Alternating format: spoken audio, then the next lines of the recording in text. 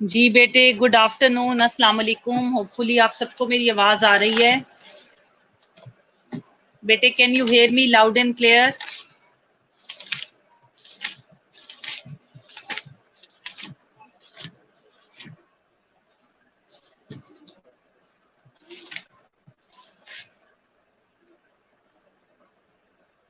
Okay great बेटे। पिछले lecture में से कोई क्वेश्चन तो नहीं है आपका? अगर नहीं है तो मैं एंटी एंजाइनल स्टार्ट करने लगी हूँ। आज थोड़ा सा मेरी तबीयत थोड़ी डाउन है, ठीक है? तो आवाज जहां पर अगर मेरी कम लगे तो मुझे बता देना।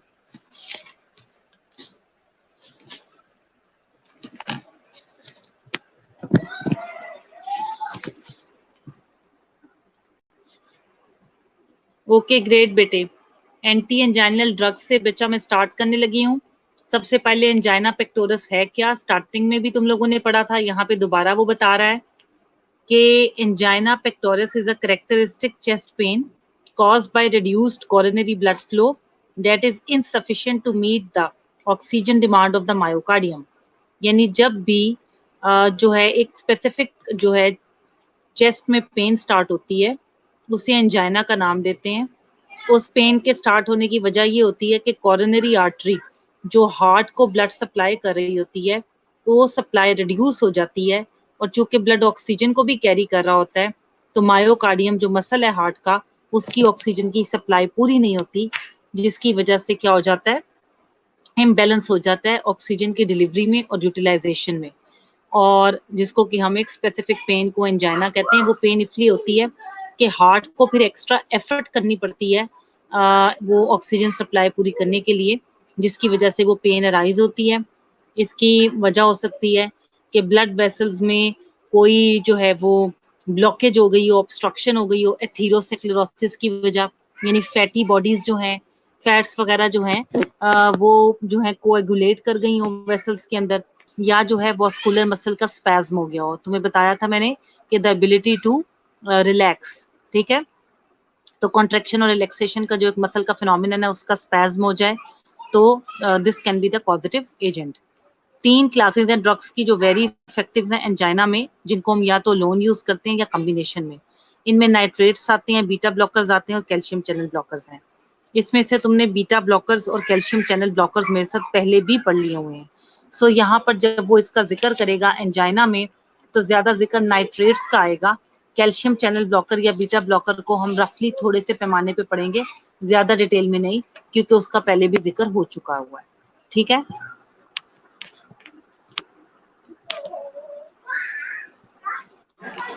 क्लासिफिकेशन, उसके अलावा एंटी प्लेटलेट ड्रग्स हैं जिसमें एस्प्रिन आ गई है, टाइकोलिडोपैन है। ये भी हम यूजुअली कंबाइन करके यूज करते हैं एंटी एंजाइनल ड्रग्स के साथ। देखा होगा अक्सर लोग एस्कार्ट खाते हैं जिन्हें मसला हो, वो भी इस वजह से कि खून में जो है वो ज्यादा पतला रहे खून, और जो एथीरोस्क्लेरोसिस है उसके चांसेस कम हो जाए। क्लासिफिकेशन पे आ रहे हैं। नाइट्राइट्स एंड नाइट्रेट्स हैं। Volatile property means converting into the vapour form पे हम डिवाइड करते हैं नाइट्रेट्स और नाइट्राइट्स को 3 ग्रुप्स में। इमाइल नाइट्रेट जो कि एक्सट्रीमली वॉलेटाइल लिक्विड है, नाइट्रोग्लिसरीन जो कि मॉडरेटली वॉलेटाइल है, और आइसोसॉर्बाइड डाइनाइट्रेट जो कि सॉलिड है। फिर बीटा एड्रीनर्जिक ब्लॉकर्स हैं, इसमें टिनोलॉल है, मेटोप्रोलॉल है और प्रोप्रेनोलॉल है। और फाइनली कैल्शियम चैनल ब्लॉकर्स हैं जिसमें डेल्टियाजम है, विरापामिल है और निफिडिपिन है। इस पे सबसे ज्यादा हम डिटेल में नाइट्राइट्स और नाइट्रेट्स पढ़ेंगे, ठीक है? तो नेक्स्ट पेज से हम स्टार्ट करते हैं। जो एंटी एंजाइनल ड्रग जो हैं, जो मेन प्रॉमिसिंग जिनका रोल है या जो प्रीडोमिनेंटली यूज होती है एंजाइना में, वो है नाइट्राइट्स एंड नाइट्रेट्स। ये किस तरह अपना एंटी एंजाइनल इफेक्ट करती हैं? ये 3 तरीकों से अपना एंटी एंजाइनल इफेक्ट करती हैं। नंबर 1, ये स्मूथ मसल को रिलैक्स करती हैं, ठीक है? जिसमें कि वॉस्कुलर स्मूथ मसल भी शामिल है। इसकी वजह से क्या होता है, जो लार्ज कैपेसिटेंस वेव्स हैं वहां पर ब्लड की पूलिंग हो जाती है, ठीक है? ये ब्लड अब जो है वेन में जब पूल कर जाएगा, तो जो हार्ट को ब्लड फ्लो जाएगा वो कम जाएगा। जब कम चीज जाएगी, प्री लोड कम होगा, तो हार्ट को ऑक्सीजन रिक्वायरमेंट पूरी करने के लिए ज्यादा मेहनत नहीं करनी पड़ेगी, ठीक है? ये बिल्कुल ऐसे ही है जैसे कि अगर कह लो तुम कि जब तुम ज्यादा खाना खा लेते हो तो उस वक्त अक्सर आपको डायरिया भी हो जाता है, या स्टमक को ज्यादा मेहनत करनी पड़ती है उस खाने को डाइजेस्ट करने के लिए। लेकिन जब आप मॉडरेट मिकदार में खाना खाते हो तो स्टमक को कम करना पड़ती है, खाना इजीली डाइजेस्ट हो जाता है और आपको कोई एसिडिटी, डायरिया और ऐसी शिकायत नहीं होती। यहाँ पर भी ऐसा ही है, जब ब्लड की सप्लाई पूलिंग रहेगी, पूलिंग यानी कि ब्लड जो है वो मेन वेन्स में पूल हो जाएगा, और जैसे पूल का मतलब होता है इकट्ठा होना, यहाँ भी मतलब है कि इकट्ठा हो जाएगा। जब हार्ट को ब्लड की सप्लाई कम जाएगी तो उसे आगे पंप करने के लिए कम मेहनत करनी पड़ेगी, इस वजह से प्री लोड और आफ्टर लोड दोनों कम हो जाएंगे। दूसरा है ये आर्टरियोल्स को रिलैक्स करते हैं, जिसकी वजह से पेरिफेरल रेजिस्टेंस कम हो जाती है, टीपीआर कम हो जाता है, तो उसकी वजह से आफ्टर लोड भी कम होगा। ठीक है, उसके बाद बेटे आगे हमारे पास इसका थर्ड,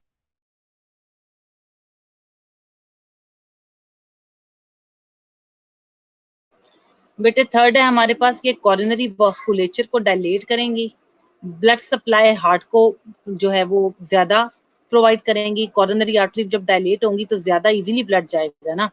अच्छा, ये जो इफेक्ट है ना, ये एंजाइना की उसमें ज्यादा अहम किरदार अदा नहीं करता कि उसको रिलीज करवाने में। बेसिक मैकेनिज्म हमारा एंजाइना को ट्रीट करने का यही है कि प्री लोड भी कम होना चाहिए। अगर प्री लोड कम होगा तो आफ्टर लोड खुद ब खुद कम हो जाएगा। इसके बाद नीचे एक हेडिंग दी हुई है, mechanism of action of nitrates, ये नहीं करनी, इस पे छोटा सा क्रॉस लगा दो। ठीक है, ये जो ऊपर तुमने मेरे साथ 1 2 3 स्टेप्स पढ़े हैं, यही तुमने मोड ऑफ एक्शन या मैकेनिज्म ऑफ एक्शन में लिखने हैं।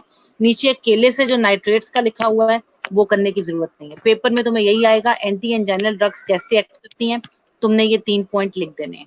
ठीक है, अब मैं चाह रही हूँ कि 5 मिनट का टाइम दे रही हूँ, काइंडली इन पॉइंट्स को रीड आउट करो, फिर हम आगे चलते हैं। Your time starts now. इतनी देर के लिए मैं खामोश हूँ, ये सेल्फ स्टडी टाइम है।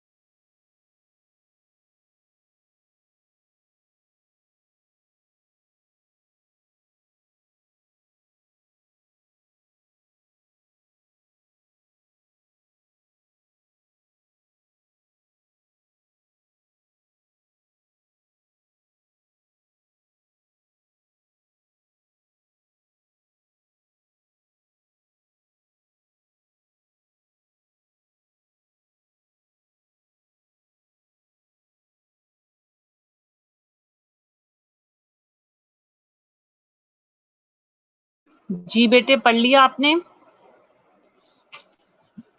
बेटे हो गया है?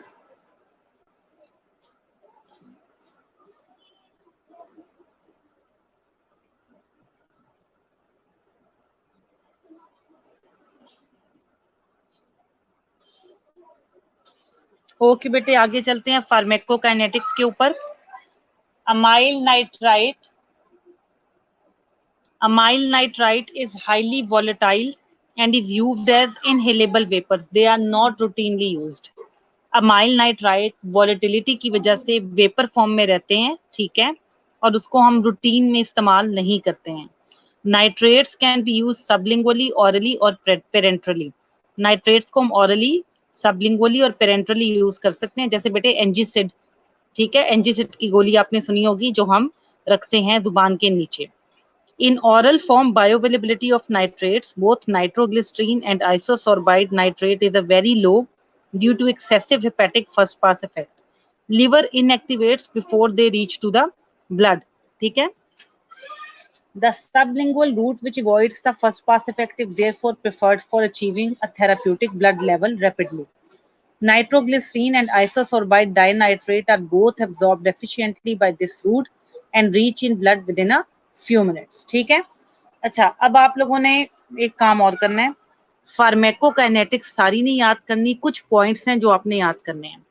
फार्मेकोकाइनेटिक्स के आपने पहले 2 पॉइंट करने हैं, पहले 2, अमाइल नाइट्राइट वाला और नाइट्रेट्स वाला। उसके बाद आपने 3rd, 4th और 5th जो बुलेट्स लगी हुई है ना वो नहीं करनी। मैं आ रही हूँ फिर 6th बुलेट की तरफ। ये मैं पेपर में आपको फार्मेकोकाइनेटिक्स नहीं आएंगे, लेकिन ये सिर्फ मैं इसलिए पढ़ा रही हूँ कि इसके ऊपर ऑब्जेक्टिव में क्वेश्चन आ सकता है, ठीक है। अच्छा, टू अवॉइड, पहले 2 पॉइंट के बाद अब मैं जंप कर रही हूँ बेटे 6 पॉइंट की तरफ, ठीक है।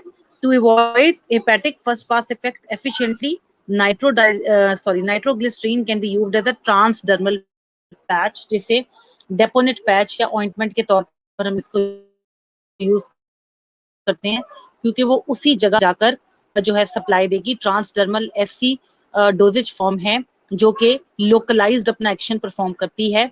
जैसे निकोटीन, किसी ने सिगरेट पीना छोड़ना हो तो निकोटीन पैचेस का इस्तेमाल किया जाता है, उसका भी लोकलाइज्ड इफेक्ट होता है। इस वजह से फर्स्ट पास इफेक्ट को हम ऐसे अवॉइड कर सकते हैं। आइसोसोर्बाइड मोनोनाइट्रेट जो है वो डाइनाइट्रेट का एक्टिव मेटापोलाइट है।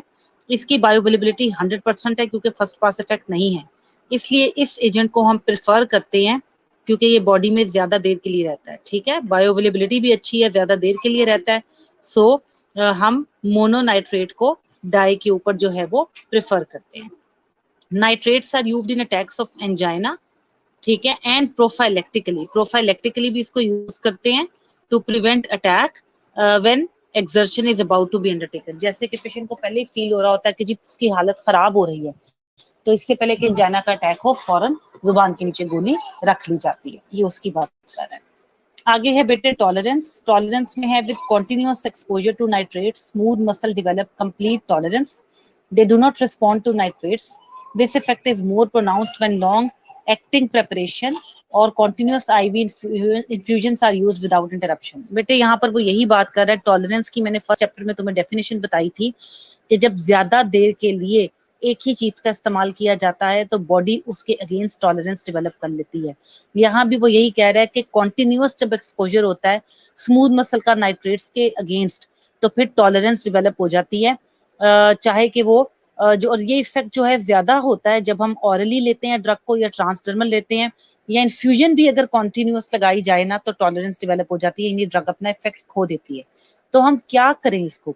इस तरह करने के लिए बहुत जरूरी है कि मुसलसल ड्रग का इस्तेमाल करने के बजाय हम ड्रग जब एडमिनिस्टर करें उसके दरमियान हम एक इंटरवल लेकर आए जिसे फ्री ड्रग इंटरवल, और इस केस में नाइट्रेट फ्री इंटरवल कहेंगे, ताकि मुसलसल जब एक्सपोजर नहीं होगा थोड़ी सी ब्रेक आएगी तो उसकी वजह से टॉलरेंस उतनी जल्दी डेवलप नहीं होगी। इसके लिए हम नाइट्रोग्लिसरीन पैचेस को 12 घंटे इस्तेमाल करते हैं और अगले 12 घंटे के लिए यूज नहीं करते। तो हर 12 घंटे के बाद 12 घंटे का जब गैप देते हैं तो यूं हम टॉलरेंस के अगेंस्ट जो है वो इसका हल निकाल लेते हैं, ठीक है। उसके बाद है बेटे इसकी इंडिकेशंस, ये कहाँ कहाँ, एक छोटा सा टेबल पड़ा बना हुआ है कि टाइम ऑफ पीक कितना है, ये करने की जरूरत नहीं है। ड्रग का। इसके बाद मैं सीधा इंडिकेशंस पे आ रही हूँ। यूजेस हैं, एंजाइना पेक्टोरस में यूज होता है, मायोकार्डियल इंफार्क्शन में यूज होता है, हार्ट फेलियर में और हाइपरटेंसिव इमरजेंसीज में। एडवर्स इफेक्ट है, हेडेक हो जाती है इससे, जो कि मोस्ट कॉमन साइड इफेक्ट है, और वो वेजोडायलिटेशन होती है सेरिब्रल वेसल्स की, उसकी वजह से होती है। स्किन की फ्लशिंग होती है तो ऑब्वियसली वो रेडनेस आना शुरू हो जाती है, again that is due to vasodilatation. Postural hypotension भी ये कॉज करता है, वो भी पेरिफेरल वेजोडायलिटेशन की वजह से। और टैकीकार्डिया हो सकता है रिफ्लेक्सली ड्यू टू हाइपोटेंशन, यानी जब ये हाइपोटेंशन करवाती है तो बॉडी एक जनरल जो कुदरती निजाम है उससे डील करने के लिए रिफ्लेक्स टैकीकार्डिया करवा देती है। यहाँ पर हमारा खत्म हो जाता है nitrates and nitrites. Beta blockers और कैल्शियम चैनल ब्लॉकर्स आपने खुद रीड करने हैं। ये वही मैकेनिज्म ऑफ एक्शन है, वही साइड इफेक्ट्स हैं सारे के सारे जो मैंने पीछे पढ़ाए हुए हैं आपको। बीटा ब्लॉकर और कैल्शियम चैनल दोनों मैंने अभी डिटेल में हाइपरटेंशन में कवर किए हैं, इसलिए मैं इनको रिपीट नहीं करूंगी। यहाँ पे तुम्हारे एंटी एंजाइनल खत्म होते हैं और अगली क्लास आती है congestive heart failure CHF। Paper में अगर एंजाइना में से क्वेश्चन आया तो मेन फोकस नाइट्रेट्स पे ही रहेगा। एक चीज और है, जैसा कि आपको पता लगा है कि रमजान टाइम टेबल बना हुआ है, तो रमजान टाइम टेबल में आपकी क्लास अब मुसलसल 2 घंटे की नहीं है। पहले 1 से 2 बजे की क्लास है, अब 2 से 3 मेरी क्लास है स्पेशलाइजेशन के साथ, और फिर 3 से 4 आपके साथ क्लास है। मीनवाइल जो मैंने पढ़ाया है इसे रीड कर लो, पहले लेक्चर की अटेंडेंस बेटे जेनिफर रख लो, अगले लेक्चर में हम लॉग इन होंगे, ठीक है। एक मुझे थोड़ा सा और एरर नजर आ रहा है लॉग इन होते हुए मुझे कुछ टाइम्स का भी फर्क नजर आ रहा है। वो मैं फिर जब आपकी अगली क्लास का टाइम होता है वो उसको मैं रेक्टिफाई करवाती हूँ, फिर आपसे डिस्कस करती हूँ।